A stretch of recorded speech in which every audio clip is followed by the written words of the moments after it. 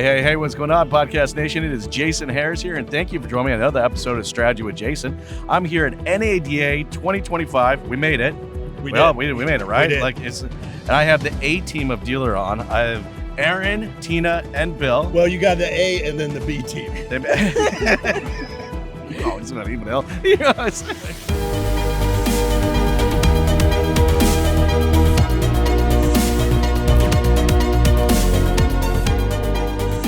Guys, thanks so much for allowing us to come out and have a great chat with you guys. And I'm glad you made it. So, was there any white knuckling? How was the trip? I think we were very fortunate. We most than others. I think about 90% of our crew made it. Wow, that's really awesome. To their efforts. I mean, planes, trains, and automobiles, of course, and various stories, caravanning with dealers, and everything in between. But really, just the desire and what they did to get here is impressive in itself. So we're really happy about it. It is automotive, right? Like it's such an automotive thing to do. It's like, it's just like, and you're right. I've heard some great stories of just like people getting, I heard someone, a couple vans from Chicago, 15-hour drives, combination of dealers and vendors. And I'm like, that's just the automotive tenacity. Like, if I'm going to come, I'm going to come. I'm trying not to tell anybody I had a direct from Seattle with a 40-minute delay. Yeah, no. Sorry, everyone. Well, guys, look, I'm glad I had a chance to come have a chat with you. A couple things I kind of actually want to ask and just kind of deep dive into. I know there's going to be some cool features and stuff that you guys have launched, and I want to get into those. Bill, we've had the chance to kind of talk a little bit about the industry, and it's like, 2024 was an interesting year. Yeah. You know what I mean? But I still think there are some things in 2025 that like we have to at least have a plan or a strategy around. And you have a few of those. I'd like to get into that. I agree. I think that the really progressive dealers understand some of those challenges that are coming. You've got a used car inventory supply that's going to be a huge challenge for various different reasons. Some of those even including Carvana, CarMax, buying directly from the consumers.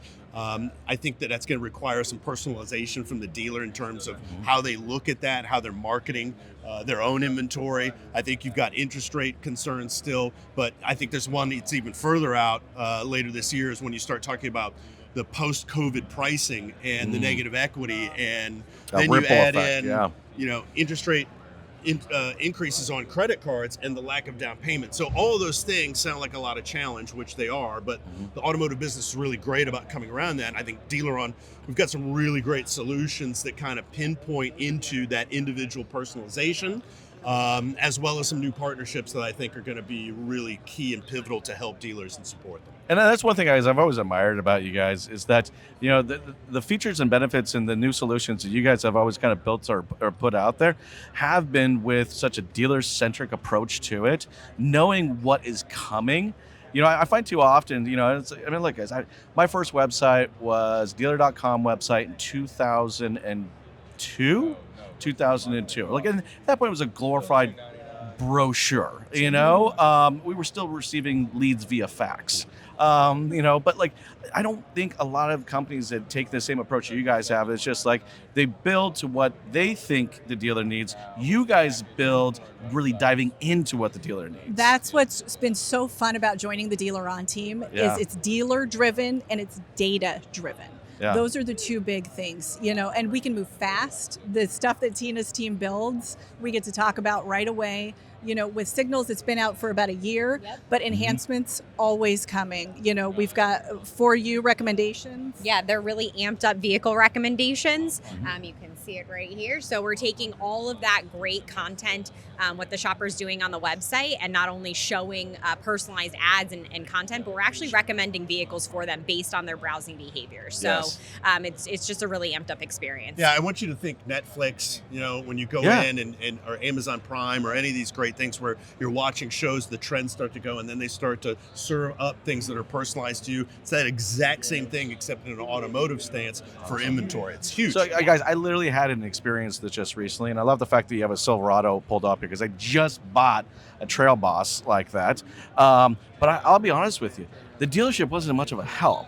And no, don't get me wrong. I know there's some great operators out there, but just go with me for a moment there. It's like, I call into the dealership, looking for something, and if I couldn't provide them a stock number, I wasn't going to get an assistance in saying like, because like, I mean, there's like 7 different ways to build that truck. You know, I didn't know that I couldn't get the round view camera on this trim, but I had to go to that trim. But if I got that, I also had to take this package. Like, it was too much, you know? So, I mean, and I was amazed to find how dealers weren't leaning into that. Well, and it's funny you say that because so often when dealers are customizing their website, they're doing it for their salespeople. Who cares about a stock number? The salesperson who's taking the phone call. Yes. The customer sure doesn't. So that's the other way that we use data is as we're recommending those proven practices, what you should have on your website. Sure. Everybody's going to tell you this is important. What's important? We tell you how to get it done and what your website, what your SRP, what your VDP needs to have, and how critical that is. Some markets EV heavy.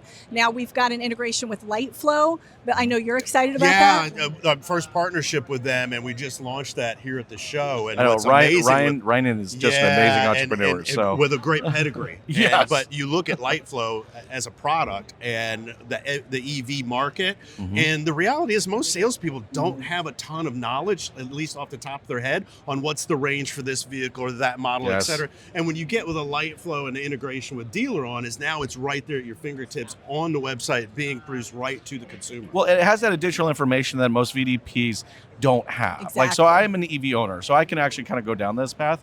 You know, it's like, look, the dealership's website wasn't able to consistently tell me range, right? And it wouldn't give me range based on weather conditions either. It didn't tell me what kind of connectors it had. It sure in the heck didn't tell me like what type of charging stations I could have used. But I had to go to all kinds of other websites to find this information before I got to the dealership.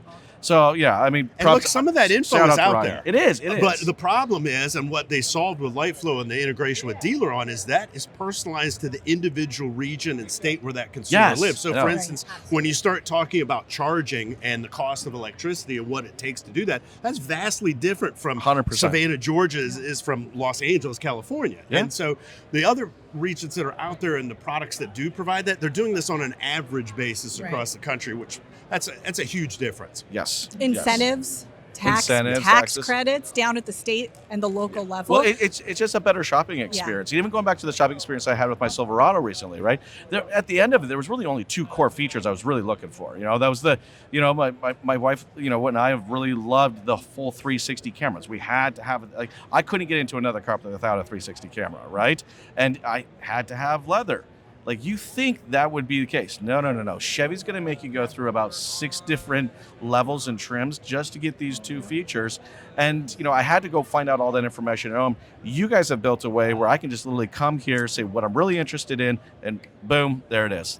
Those are the vehicles that have those. And if we don't have it, we give our dealers the option to order a vehicle. It's not going into an order bank. I think that was one of the recent things. Yeah, we've had it for about a year, our build to order product, order a vehicle, and it allows a shopper to go in. If they're not finding what they're looking for on the dealer's site, on the dealer's lot, you can go in, select those packages, select your color, select leather, and it just sends a great lead to the dealer so that they can look to see, let me order this for, that consumer, but not going directly to an order bank at all and doing it on their behalf. The dealer does need to approve it at first. So it's a conversation, right? Yeah. And I like that. And this is me putting my dealer principal hat back on. I mean, that gives my team an opportunity to say, hey, look, this is what we got coming in. All right, that one's got a couple more features than what they're looking for, but does cover 90% of what they want. Exactly. Maybe ask them if that one that's coming in 2 weeks is a better suit than just having to wait, a few months. Yeah. Absolutely. Yeah, I mean, look, I think that's another really, really key factor that, I mean, as a dealer, I am looking for in my website is that I want my website to generate meaningful conversations, not just leads. And I think the approach that you guys have taken to shopping yields to more of a meaningful conversation than just a lead, right? Would you say? I mean, right? Yeah, and I think we're really hitting more on engagement, having those meaningful engagements across your website. That's really been our focus for this past year and going into this year as well. I think that leads into probably one of the bigger pieces, which is not industry, relevant news, but more of a consumer relevant and dealer relevant news, which is what we're doing with our DigAd and unifying the Synchro acquisition and being able to leverage that. And I think that's a huge piece for us. Yeah, it's been been exciting. You know, I was with Synchro and joining the DealerOn team and seeing how just dedicated to dealers and working for a company that cares about dealers and wants to make sure. We've been talking about the website. We got to get the customer to your website first. That's true. And, you know, social is such a big part of that. So one of the first things that we started integrating was Social Suite, because we know with those AIA, with those ads on Facebook and Instagram, our Social Suite, when we deliver that lead to the landing page versus a dealer website, we see an 89% increase in lead submission.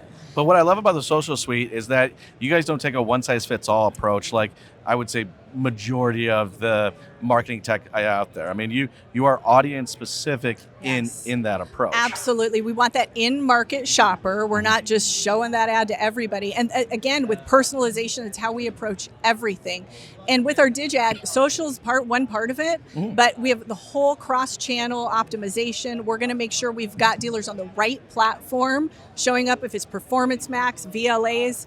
We've got you covered. But the most important piece, the technology is great, but you've got to have that strategist. Yes. So our team and the support that is there to help guide dealers on where that budget should go, that's what's really exciting. Again, as we integrate the team, I love saying I work for DealerOn. It's my favorite thing. It's my favorite part about this, Nada. I got to tell you. I think that's one thing that also gets lost a lot in the translations of these acquisitions, which is, you know, a lot of times you're buying technology, and what people forget is actually the people. Right? Yeah. That's what made the technology. And for us, it was like a treasure trove of talent, of being able to grab that and then unify the systems and taking kind of the best from each side, but most importantly, the experience of the people that were there and now are under the fold with us and have joined the DealerOn family. It's been a huge uplift. And it's definitely something I've admired about you guys is that you the strive to continually move forward to a complete solution, right? And I know this just as a dealer, that's what I'm looking for. I'm looking for a partner in that complete solution. And that includes my website, and that includes the online experience, and that includes my marketing and the advisory that you're bringing to balance those two out. And then one step farther, I know we haven't mentioned it, but on market, I said it right? On marketplace. Yeah. So the cool thing is this is another thing I love about you guys, right? It's just like, if we don't have it, we'll integrate with it so that the dealer can have the complete solution. Absolutely. But listen, every dealer's got their partners that they work with that are working and optimized for them.